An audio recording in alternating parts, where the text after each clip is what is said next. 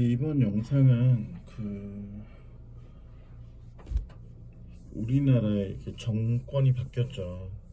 이재명님과 윤석열님, 이 두 분이 처음 대통령에 진출할 때부터 마찰이 있었죠. 뭐 당과 당 간의 마찰이겠지만, 그러나 이제 저는 처음에 이재명님이 될 줄 알았어요. 윤석열님이 안 되고. 왜냐하면 윤석열님은 좀 듣보잡이라고 할 수 있죠. 이재명은 어느 정도 이름이 있었지만 그래도 최근 인물이란 말이에요. 이분들이 옛날부터 있었는지는 잘 모르겠어요. 그러나 이렇게 티격태격 하다가 결국에는 이제 새로 선거를 해서 이재명님이 됐죠. 근데 이분도 지금 대통령 수명이 얼마나 갈지를 아주 예측하기가 어렵다, 이런 사람들이 있어요. 그리고 날마다 실시간으로 뉴스로 이분을 고발하는 것과 그런 게 많이 나오죠. 현 대통령님이 이재명 대통령님이 되셨어요. 그분이 됐다는 것에 대한 어떤 불만이나 이런 거는 있지 않아요. 언제나 이 방송은 중립을 지켜야 된다고 생각을 하기 때문에. 그러나 그의 스타일을 한번 잠깐만 들여본다고 하면은 이제 뉴스를 생각해 보면 얼마 전에 쿠팡이랑 배민을 한번 이렇게 쇼츠로 나왔어요. 이것을 강제하기 전에, 내용은 이래: 강제하기 전에, 배달비 너무 비싸다, 강제하기 전에 알아서 내려라.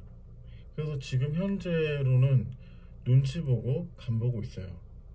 그러나 이제 배달 업계는 너무 가격을 내려버리니까 이렇게 너무 힘들어 하는 거죠, 사람들이.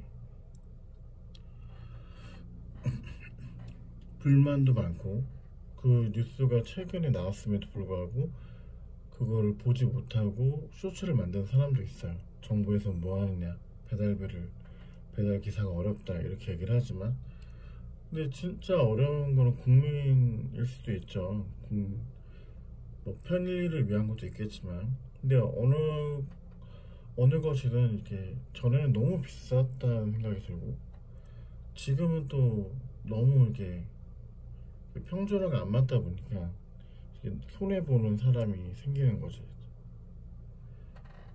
그리고 또 어떤 뉴스에서는 이제 국민지원금 전체 뭐 실업자들이나 이런 건 잘 모르겠지만 15만 원으로 측정을 한다고 해요. 근데 부정적인 생각을 하자면은 약간 좌파 세력, 좌파의 색깔, 이런 게 나온다는 거죠. 그게 무엇이냐? 극단적으로 가면 공산주의로 가는 거죠. 그러나 공산주의로 가지만 섣불리 이런 생각을 함부로 하면 안 된다는 생각이 들어요. 그러나 15만 원이라는 금액을 생각해 봤을 때, 이 15만 원이라는 의미가 뭘까? 우리가 한번 짚고 넘어가야 된다는 거죠.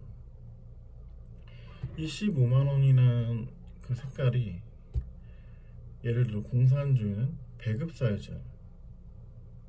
필요한 거는 타서 한다. 근데 할당량을 채우고 할당량을 받아간다, 이런 의미가 되는 거죠. 근데 공산주의가 이제 어떤 사회인지를 저는 정확히 모른다는 거예요. 근데 그 겉면만 이제 판단해 봤을 때 15만 원이나 돈은 작은 단위이지만 이제 사람들이 그것을 되게 좋아할 거란 거죠. 그리고 15만 원? 30만 원으로 늘어난다고 생각해봐요. 그럼 우리 삶의 입장 속에서 30만 원이 우리에게 큰 위안이 될 수도 있다고 생각을 하겠죠. 어느 순간 가격이 더 올라요. 50만 원으로 오르고, 그럼 어느 순간 100만 원, 200만원? 예를 들어 이렇게 오른다고 생각을 해봐요. 그런데 걱정스러운 거는 그냥 오를 거라 생각은 안 든다는 거죠. 그 서로가 뭐 자유민주주의와 이제 공산주의와 뭐 이런 정치적인 이념이 뭐 인본주의, 자본주의, 인본주의 뭐 이런 쪽으로 생각을 하면은 마르크스라는 인물이 나오죠. 마르크스라는 인물이 나오고 또 자유민주주의는 또 어떤 인물이 나오겠죠. 그러나 그 금액이 점점 올라가요. 이런 생각이 갑자기 드는 거죠. 아, 뭔가 제재가 있겠구나.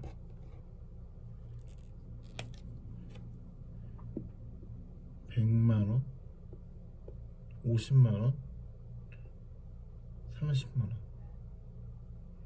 현재 노인분들은 30만원 정도의 노령연금을 받고 있어요. 근데 이게 이대로 끝나는 게 아니라 점점 더 금액을 늘려간다는 거죠. 지원책도. 과연 미래는 뭐가 있을까? 우리가 과연 좋은 미래만 보고 갈 수 있느냐는 거죠. 오늘 이 부분을 너무 간과하지 않나. 예를 들어 30, 50, 100 이런 숫자가 지원받는 사람이 있어요. 그럼 우려했던 그런 말이 있어요. 신분제, 분제.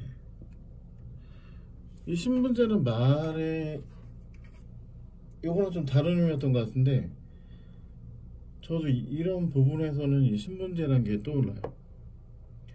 이들은 어떻게 해서 이런 금액을, 예를 들어 이런 거죠. 그냥 개인이랑 기업이나 사업하는 사람이 있어요. 개인보다는 사업하는 사람이 돈이 더 많이 필요하겠죠. 그럼 여기에서 지원금이 더 커져야 된다는 거죠. 이걸 선하게 쓰면은 선하게 쓸 수 있지만 자칫 어떻게 보면은 우리가 전혀 모르는 방향으로 이게 흘러갈 수 있다라는 거죠.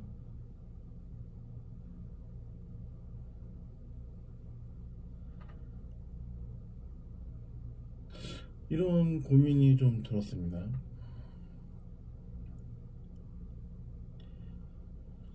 왜 근데 국민의힘은 빨간색일까? 왜 민주당은 파란색일까? 이런 생각을 또 해보게 되면, 왜 여태까지, 근데 꼭 빨간색은 아니었죠. 근데 왜 붉은색으로 되었을까? 이게 좀 저는 좀 의문이 되고, 이게 좀 섞였어요, 많이. 태극기에도 보면 빨간색이랑 파란색이 섞였죠. 이게 왜 섞였을까? 저는 정치에 대해 많이 관심이 없어요. 그러나 이재명 대통령님의 그런 뉴스 두 가지를 보고 또 이런 생각이 들었다는 거죠. 그럼 국민의힘은 왜 빨간색일까? 이것도 좀 궁금한 생각이 들고, 앞으로 나아갈 방향과 또 앞으로의 우리는 꼭 자유만 보장받아야 될까? 우리 편의를 위해 살아가야 되겠지만 어떤 편의가 우리에게 존재해지는 걸까? 세상은 뉴스에도 많이 범죄가 많이 나오고, 이들은 왜 범죄자가 되는 것일까? 왜 우린 그것을 가만히 지켜보고만 있어야 될까?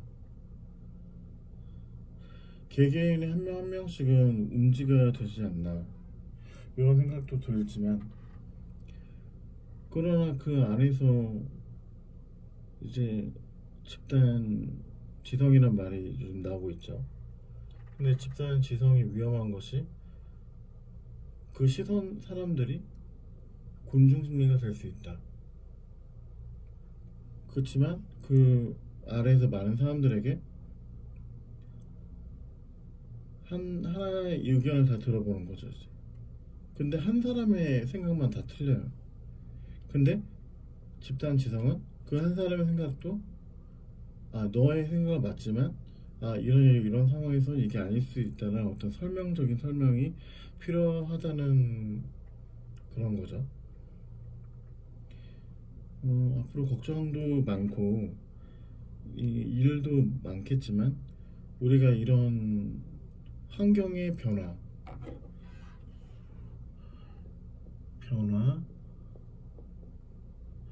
우리가 흔들리지 말아야 된다고 생각을 합니다.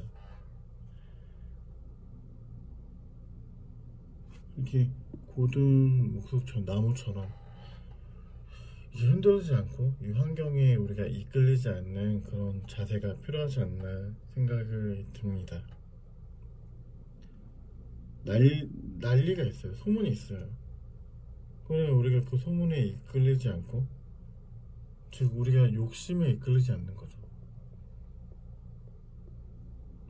욕심에 이렇게 좌로나 우로나 흔들리지 않는 것도 중요하다고 생각합니다. 현 정세가 너무 어지럽고 좀 어지러운 부분이 있고 여러가지 문제들이 있으니까 또 저도 이제 컨텐츠를 제작하는 입장에서 또 이런 영상을 한번 올려봤습니다. 감사드리고요. 또 한 주간도 잘 보내시길 바라겠습니다. 그러면은 이제 한 주간 잘 보내세요. 안녕히 계세요. 안녕.